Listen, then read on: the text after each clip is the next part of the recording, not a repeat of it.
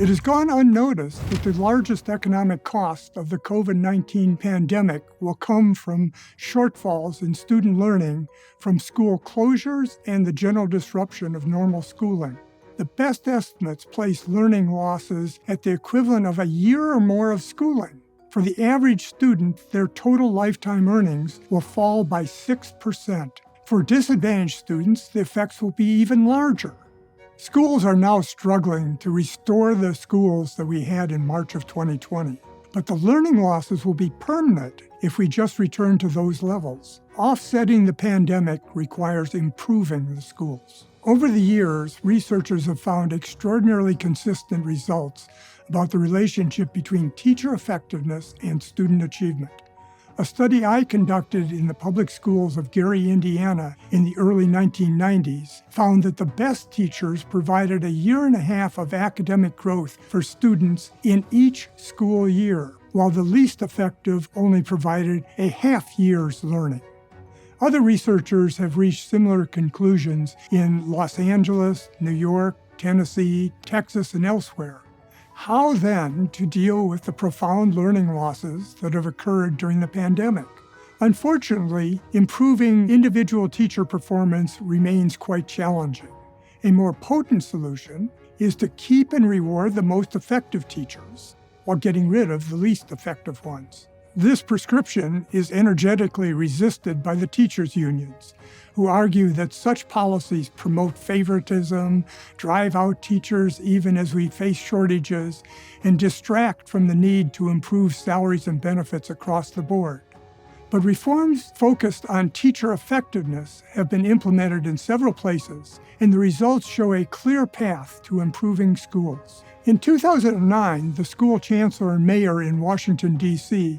were able to implement a system called Impact that evaluated the district's teachers. Based on these assessments, the most effective teachers were highly rewarded with annual bonuses and increases in base salaries of up to $25,000.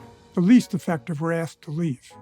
In the first 3 years of Impact, almost 4% of teachers were dismissed for poor performance, and an even larger percentage, under threat of dismissal, voluntarily left.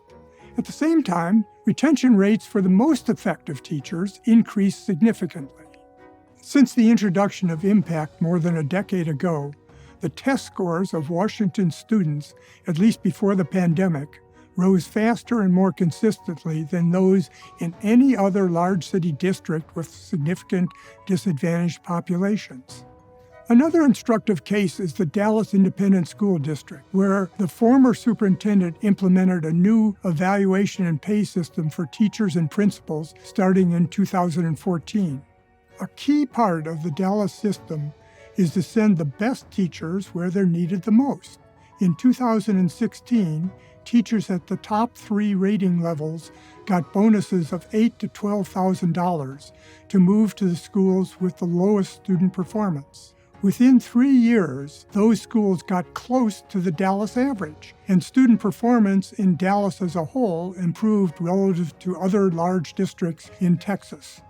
Reforms focused on teacher effectiveness may stand a better chance today than before the pandemic. Educators and public officials understand the urgency of improvement if we are not going to abandon the COVID cohort of students.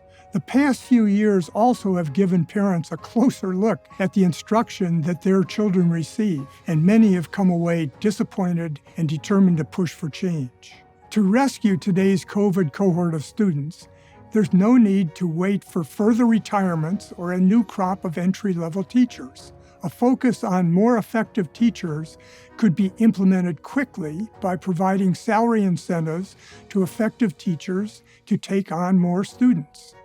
The window for addressing the profound learning deficit created by the pandemic will close before long.